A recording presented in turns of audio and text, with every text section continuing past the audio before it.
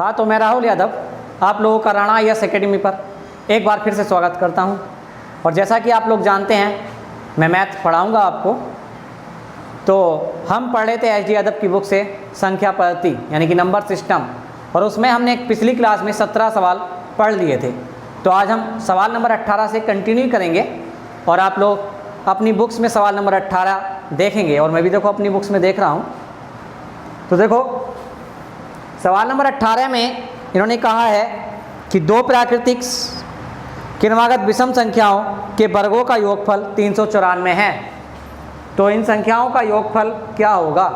तो सवाल को करने के दो तरीके हैं। एक तो आप ऑप्शन से कर सकते हैं, और पहले मैं आपको ऑप्शन से ही बताऊंगा। तो पहला option A, B, C, D। तो देखो ऑप्शन पहला है आपके पास 24, 32, 40, 28।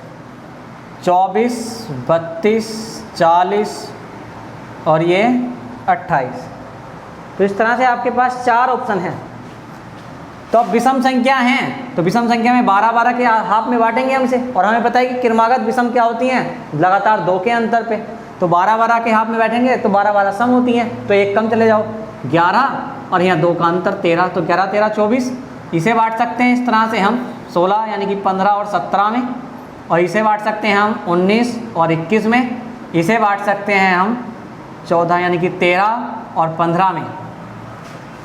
तो देखो अब वर्गों के योग की बात थी, तो 11 का वर्ग 121 और 13 का 169। जोड़ने के बाद इकाई अंक 0 आएगा, जबकि इन्होंने कहा था कि इनके वर्गों का योग क्या होना चाहिए, 394। तो 4 नहीं आता, गलत हो गया। 15 का हुआ 225, 17 का हुआ 289। तो 9, 4, 14, 9, 5, 14 हासिल है 1, 8, 2, 10 और 1, 9, 2, 2, 4 और 1 हासिल का है 5। तो 594, 32 का आ गया, तो 40 का और भी ज़्यादा आएगा। देखते ही खत्म, आपका 28 आंसर हो जाता है। चाहे देख लो आप, 13 का वर्ग 169, 15 का 225, 9, 5, 14 का 4 हासिल 1, 6, 2, 8 और 1 हासिल का 9, 2 और 1, 3, तो 394। मैं समझता हूँ आप लोग मेरी बात को समझ पाए होंगे। अब अगर आप इसे पूरा करना चाहते हैं तो पूरा कैसे करेंगे? तो देखो पूरा करने के लिए हमको ये संख्या माननी पड़ेगी। पहली संख्या x मान लेते हैं, तो दूसरी अगली होगी x प्लस 2। इनके वर्गों का योग है बराबर क्या है, 394। तो देखो एक्स स्क्वायर ऐसे ही लिख दूंगा, प्लस इसका सूत्र बोलेंगे a प्लस बी का होल स्क्वायर। कल मैंने आपको लिखाए थे, आपको याद होगा, a का स्क्वायर प्लस b का स्क्वायर यानी कि 4 प्लस 2ab, दोनों की गुणा और डबल, तो 2x दूनी 4x बराबर आपका आया 394।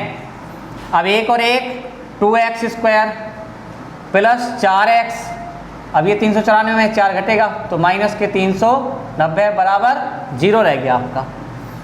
अब ये आप 2 कॉमन लेके छोड़ दो, x square plus 2x minus 195 बराबर 0, और 2 0 के बेटे में पहुंचेगा 0 हो जाएगा। तो आपको द्विघात मिलती है 2x स्क्वायर 2x माइनस 195 बराबर 0। और द्विघात हम सोच के सोल्व कर लेते हैं, द्विघात मात्र हम सोच के सोल्व कर सकते हैं। अंतिम संख्या और प्रथम पद का गुणांक की गुणा कितनी आई, 195। अब इसके ऐसे वेक्टर जो घटाने पर 2 हों प्लस के, तो 15 गुणा 13 195 होते हैं। 15 माइनस 13 आप करेंगे तो 2 आएगा, और प्लस वाला आंसर नहीं होता, माइनस वाला आंसर होता है जहाँ गुणांक में 1 हो पहले पद का। तो यहाँ पे x बराबर 13 और दूसरी संख्या 13 और 2 15, 15 और 13 28 आपका आंसर हो जाता है। तो देखो मैं समझता हूँ आप लोग समझ पाए होंगे मेरी बात को। तो देखो बढ़ते हैं अगले सवाल की तरफ। अब देखो सवाल लिखने की समस्या आप लोगों को नहीं होनी चाहिए, क्योंकि आप वीडियो पुश करके लिख लेंगे। तो देखो अगला सवाल आपका 19वां। इन्होंने कहा 1 का घन, 2 का घन, 3 का घन, 4 का घन, यानी कि 10 तक के घन का योग पूछा है। अब मैंने घनों के योग का सूत्र आपको शायद कल लिखवाया है या नहीं लिखवाया है, तो अब लिखवा देता हूँ। देखो इस तरह होता है 1 का घन प्लस 2 का घन प्लस 3 का घन डॉट डॉट डॉट n पदों का घन, ये होता है n स्क्वायर n प्लस 1 का होल स्क्वायर बटे 4।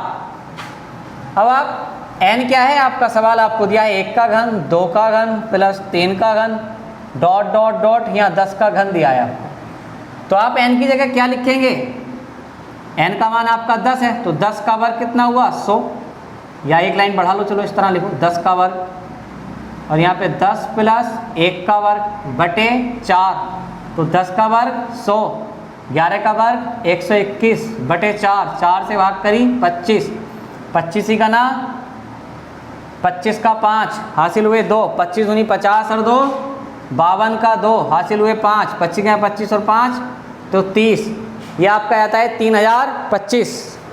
तो मैं आशा करता हूँ आप लोग मेरी बात को समझ रहे होंगे। तो देखो थोड़ा इंक डाल लेता हूँ। तो आइए बढ़ते हैं अगले सवाल की तरफ, और अगला सवाल है 5 के घन से लेके आपसे 10 तक का घन पूछा है। अब यही सवाल है, 10 तक का हमने निकाल रखा है, लेकिन इन्होंने क्या करा है देखो, इसे बता देता हूँ मैं, थोड़ा बड़ा कर लेते हैं इसी को बस। 1 का घन प्लस 2 का घन प्लस 3 का घन प्लस 4 का घन प्लस 5 का घन। तो आपका सवाल स्टार्ट होता है यहाँ से, 5 का घन से लेके 5 का घन प्लस 6 का घन डॉट डॉट डॉट 10 तक का घन पूछा है। तो आपको 4 तक का घन घटाना पड़ेगा, और 5 तक का हम निकाल 10 तक, 1 से लेके 10 तक का हम निकाल चुके हैं 3025, तो 1 से लेके 4 तक का और निकाल लें। तो n की जगह इस बार 4, और 4 का वर्ग कितना होता है 16, 4 में 1 जोड़ेंगे 5, और 5 का वर्ग होता है 25 बटे 4, 4 चौक 16 और 25 चौक का 100 आ जाता है आपका। अब 100 3025 में से माइनस कर लो, कितना आएगा आपका 2925।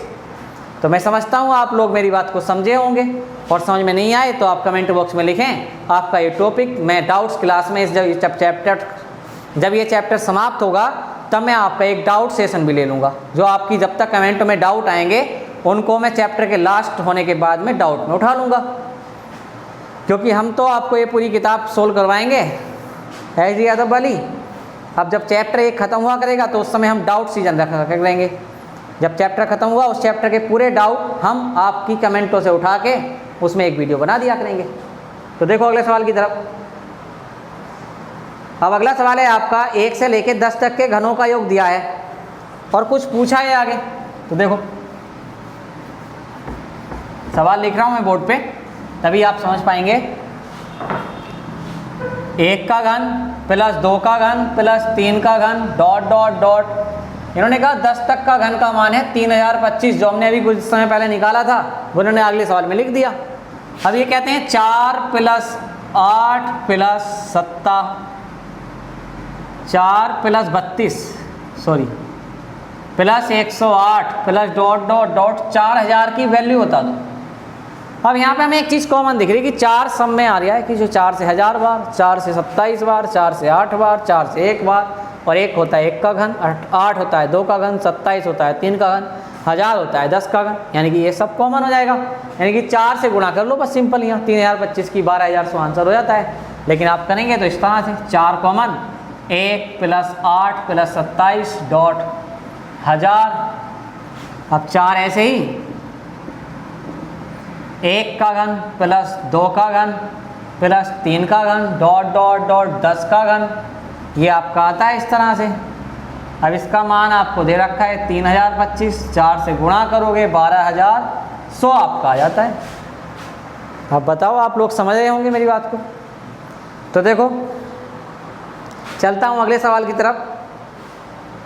अब आपका अगला सवाल है बिल्कुल सेम सवाल, इन्होंने यही ये बोला है, तो इसमें बस थोड़ा सा चेंजेस है वो देख लेते हैं। अब इन्होंने 4 वाली लाइन हटा के इसकी जगह कुछ चेंजेस कर दिए हैं। चेंजेस क्या हैं देखो, ज़्यादा बड़े चेंजेस भी नहीं हैं।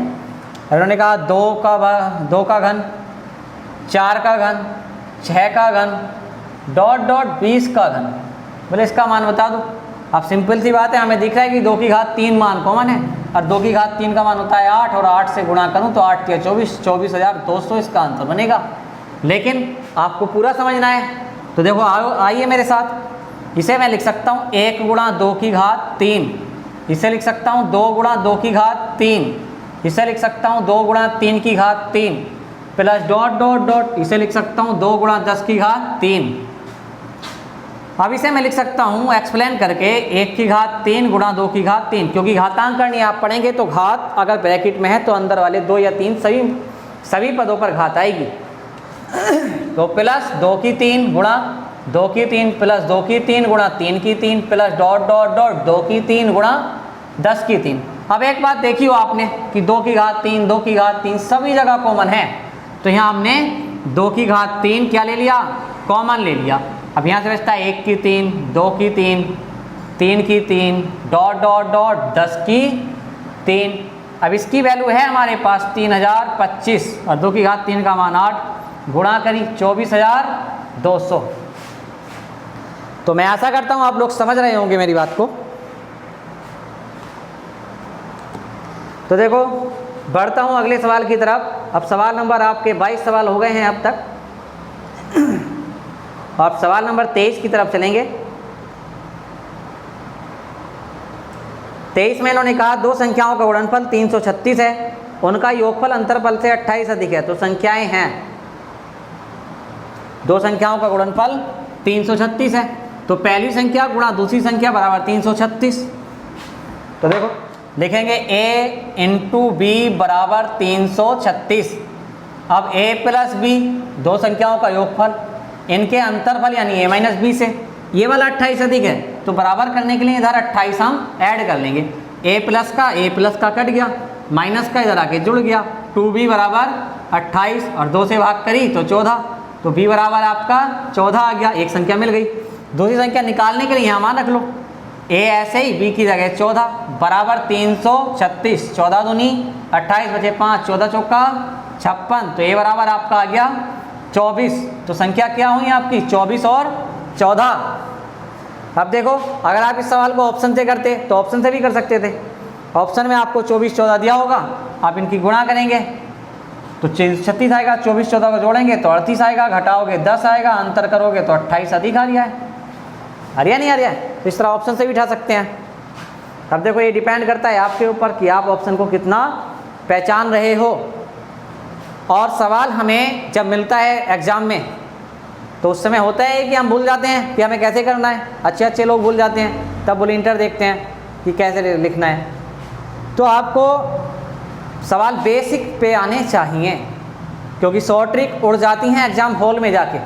100 ट्रिक उड़ जाती हैं एग्ज़ाम हॉल में जाके। और जब एग्ज़ाम हॉल में कुछ याद ना आए तो आप ऑप्शन पकड़ लो और ऑप्शन से सवाल करो तो आप तुरंत कर दोगे। और देखो अगर मेरी बातें अच्छी लग रही हो तो मेरी वीडियो आगे भी शेयर करो। तो देखो अगला सवाल, उन 3 क्रमागत संख्याओं का गुणनफल कितना होगा जिनका योगफल 18 है, वो 15 है। देखो सवाल करने का पूरा तरीका यह है कि आप क्रमागत हैं, पहली x हुई तो अगली x प्लस 1, उससे अगली x प्लस 2, तीनों क्रमागत हो गई। अब इनका जो योग है वो 15 है, तो 1 2 3x प्लस 2 और 1 3 बराबर 15। 15 में 3 गया 12, तो 3x बराबर 12, 3 चौक 12, x बराबर आपका जाता है 4। तो पहली संख्या 4, उससे अगली 5, फिर उससे अगली 6, तो 4 5 6 जोड़ लो, कितना हुआ 15 हुआ। और 4 पंजे 20 और 20 छक्का 120। ऑप्शन से उठाओगे तो पहला ऑप्शन आपको दे रखा है 120। 120 के फैक्टर करने शुरू करो, 4 पंजे वो 4 धुन 4 तिया 12, 5 छंग 30 और 6 का ना 6, सबको जोड़ोगे 15 बैठ जाए। हम कह सकते हैं आज यही आंसर है। तो देखो कोई भी सवाल आप 3-4 तरीके से कर सकते हैं, ये नहीं कि आपको कोई भी सवाल एक ही तरीके से होगा। कोई और टीचर से पढ़ोगे वो किसी और तरीके से बताएगा, ये नहीं ज़रूरी नहीं है कि आप एक ही तरीके से करें, लेकिन ज़रूरी यह है कि आपकी समझ में कितना आता है। सबसे ज़्यादा ज़रूरी यह है कि आपकी समझ कितना उस टीचर को पकड़ पाती है। तो देखो बढ़ते हैं अगले सवाल की तरफ। अगला सवाल है आपका सवाल नंबर 24 पे आ गए हैं हम। 24 तो हो गया, चलो 25 पे आ गए हैं। 71 तथा एक अज्ञात संख्या के गुणनफल में 47 जोड़कर, इन्होंने कहा 71 तथा एक अज्ञात संख्या के गुणनफल में। तो देखो सवाल पढ़ते पढ़ते लिख रहा हूँ मैं। 71 तथा एक अज्ञात संख्या के गुणनफल में 47 जोड़कर एक नई संख्या बनाई जाती है और उस संख्या को 7 से विभाजित करके 98 भागफल प्राप्त किया जाता है। तो 7 से भाग किया 98 आ गया। तो उन्होंने कहा कि जो अज्ञात संख्या है वो किस संख्या का गुणज है, और आपको ऑप्शन दिए हैं इस तरह से 4 2 4 5 3 2 4 5 3। अब क्या करेंगे 98 की 7 से गुणा करेंगे। 7 का पाड़ा याद हो तो पढ़ लो या 98 का हो तो पढ़ लो। लेकिन हम इनमें से दोनों में से कोई सा पहाड़ा नहीं पढ़ने वाले हैं। हम पढ़ेंगे 100 का पहाड़ा 7 बार। 100 सत्ते 700। अब कितना कम था 100 से 2, तो 2 सत्ते 14 कम कर लो। अब 700 में से 10 कम करोगे तो 690, 4 और कम कर लो, कितना हुआ 686। अब ये 71 गुणा x प्लस 47। अब ये 47 इधर आके माइनस होगा, तो घटाओ यहाँ से हटा के सीधा यहाँ लिख दो, घटाओ। तो 16 में 7 गया 9। अब यहाँ 7, 7 में 4 गया 3 और ये 6, 639। 71 गुणा x बराबर आ जाता है। और हमें पता है 1 नीमा 9 होते हैं और 9 सत्ते 63 होते हैं, तो पूरा पूरा ये किससे कट रहा है 71 से 9 बार। तो x बराबर हमारा आ जाता है 9। x बराबर आ जाता है हमारा 9। अब 9 किसका गुणज है इनमें से? 2 का है, 4 का है, 5 का है, 3 का है। समझता हूँ इतने समझदार आप स्वयं होंगे, तो आपको पता चल गया होगा इसका आंसर 3 है। तो देखो फिर चलते हैं फिर एक अगले सवाल की तरफ। और अब हम 26वें सवाल पे आ गए हैं और आज हम 29 सवाल तक करेंगे। कल हमने 17 करा दिए थे, आज हम 11 सवाल कराएंगे। ज़्यादा लंबा वीडियो हो जाता है तो आप लोग देख भी नहीं पाते, टाइम भी नहीं होता है आप लोगों के पास ज़्यादा। तो देखो हम अब 26वें सवाल पे आ गए हैं और 26वां सवाल है, यदि दो संख्याओं के योग को उनके अंतर से अलग अलग गुणा की जाए तो गुणनफल क्रम से 247 और 114 आता है, तब उन संख्याओं का योगफल क्या होगा? इन्होंने कहा दो संख्याओं के योगफल को, तो योगफल हो गया a प्लस बी, उन संख्याओं से अलग अलग गुणा की जाए। पहली बार a से कर दो, दूसरी बार b से कर दो, तब जो गुणनफल आता है पहली बार 247 और दूसरी बार 114 आता है। अब यहाँ पे हम क्या करें, कुछ भी करने की कंडीशन में नहीं खड़े। जब ऐसी कंडीशन में आप खड़े हैं तो क्या करना है, आपको एचसीएफ निकालना है, यानी कि इनमें कॉमन लेके भाग कर लेनी है, एक दूसरे को भाग कर दी। अब 19 छक्का 114 होते हैं, 19 ही का ना 19, बचा कितना आपका 5, 19 से 57। तो बड़ी संख्या यानी कि ये 13 आ गया और b 6 आ गया। और आपसे पूछा क्या है, दोनों संख्याओं का योगफल पूछा है, तो 13 और 6 का हम ऐड करेंगे तो क्या जाएगा 19। बस सिंपल सा सवाल था। तो देखो सवाल नंबर हम आ चुके हैं अब 27 पर। 27 में उन्होंने कहा है दो संख्याओं का जोड़ 24 है और उनका गुणनफल 143 है, तो उनके वर्गों का योग कितना है? तो उनके वर्गों का योग कितना है?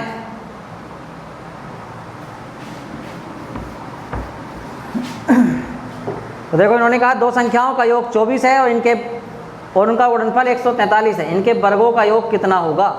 तो दो संख्याओं a और b का योग 24, a प्लस बी बराबर 24, और इनका गुणनफल a इंटू बी बराबर 143। सवाल देख के हमें पता चल गया, अगर आप गुणा भाग सही रोज कर रहे हैं तो 143 क्या होता है, 11 और 13 का गुणनफल होता है। 11 गुणा 13 करोगे 143, जोड़ोगे तो 124 ही आएगा खाली।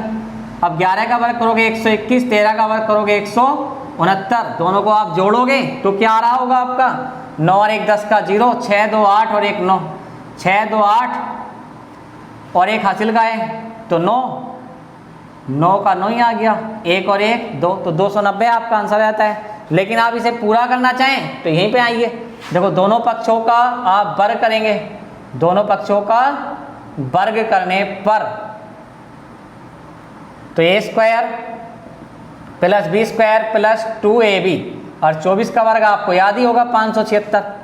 अब a square plus b square यानी कि दोनों संख्याओं का वर्ग हमें निकालना है, प्लस 2 ऐसे ही a इंटू बी का मान दिया है 143 बराबर 576 हमें दे रखा है। इनकी गुणा करो तो 2 तिया 6, 2 चौक 8, 2 ही का ना 2, इसे इधर लाके घटा दो यानी कि 286 माइनस कर लो, 6 में 6 गया 0, 17 में से 8 गया 9, अब 4 में 2 गया 2, तो a square plus b square का मान कितना है आपका 290।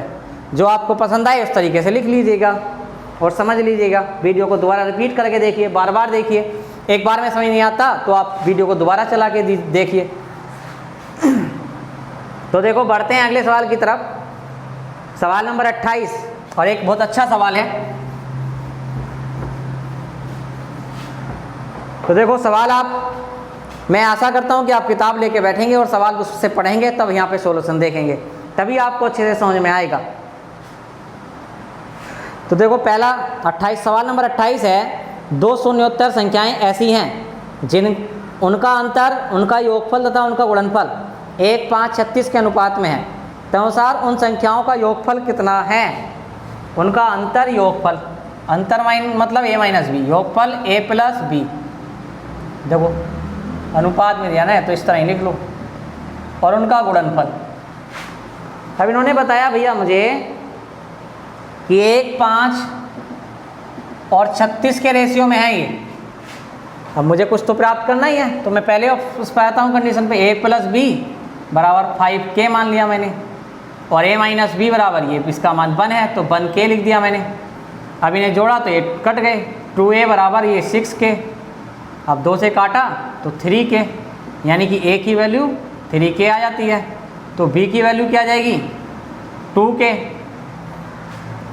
अब ये वाली वैल्यू मैंने यहाँ पे a इंटू बी वाली में रख ली ला के, a इंटू बराबर 36k। अब यहाँ पे मान ला के रखूँ मैं तो 2k, a का मान 3k और b का मान 2k बराबर 36k, 1k से k खत्म, 2 से ये 18 बार और 3 से ये 6 बार, तो आपका k बराबर आ गया 6। यानी कि यहाँ पे जो गुणांक चल गया है वो 6 का है, ये अंतर का मान 6 है, योग का मान 6 पंजे 30 है और 36 छक्का 216 है। अब कुछ भी निकलवा ले आपसे, 6, 30, 16 ये संख्याएं हैं रियल में आपकी। अब अगर समझ में नहीं आए तो आप दोबारा रिपीट करें, वीडियो को और देख लें। तो देखो आज का लास्ट सवाल की तरफ बढ़ रहा हूँ मैं। अब आज का अंतिम सवाल, 3 धनात्मक संख्याओं में पहली तथा दूसरी का गुणनफल 42, दूसरी तथा तीसरी का गुणनफल 56 और तीसरी और पहली का 48, तो तीसरी संख्या क्या है। तो देखो बहुत सिंपल सवाल है, 3 धनात्मक संख्याएं इन्होंने दे दी हमें, और सवाल जैसा कि हम देख रहे हैं तो सोच के हो रहा है, क्योंकि पता है 6 7 42 होते हैं, 7 8 56 होते हैं और 8 7 48 होते हैं, तो संख्या 6 7 8 आ जाती हैं बगैर लिखे। अंतिम संख्या पूछी थी 8 होगी, लेकिन करना है हमें पहली दूसरी का गुणनफल 42, दूसरी तीसरी का गुणनफल 56 और पहली और तीसरी का गुणनफल 48, ये कंडीशन है। तो देखो तीसरी कंडीशन को अभी थोड़ी देर भूल जाएं, ये चलो दूसरी तीसरी में ले लो, सी से सी खत्म। अब यहाँ पे क्या काम कॉमन है, 8 7 8 7 56 और 8 6 48, तो b बराबर कितना है आपका 7, a बराबर 6। अब यहाँ पे 6 रख लो, 6 गुणा b बराबर 42, तो 6 7 42, b क्लियर हो गया। तो b बराबर कितना आया 7, जब b बराबर 7 है तो c बराबर कितना होगा, तो देखो यहाँ रख के 7 गुणा c बराबर 56, 7 8 56, c बराबर 8, ठीक है। लेकिन पहली और दूसरी को लेके सोल्व करोगे तो एक बार में सवाल का आंसर तीसरी संख्या निकल के आ जाएगी, इतना बड़ा नहीं होगा। फिर a इंटू बी बराबर 42, b इंटू सी बराबर आपका है 56, 56, दोनों को भाग कर लो क्योंकि b से b और 8 वो नहीं 7 6 42, 7 8 56, c बराबर 8, तीसरी संख्या आपकी आ जाती है। तो मैं आशा करता हूँ आप लोगों को मेरा ये वर्क पसंद आ रहा होगा, और पसंद आए तो आप लोग आगे शेयर कीजिए, सब्सक्राइब कीजिए, अपने दोस्तों को भी पढ़ाइए अपने साथ लाके, और ज़्यादा से ज़्यादा वीडियो को लाइक और सब्सक्राइब और शेयर कीजिएगा। धन्यवाद।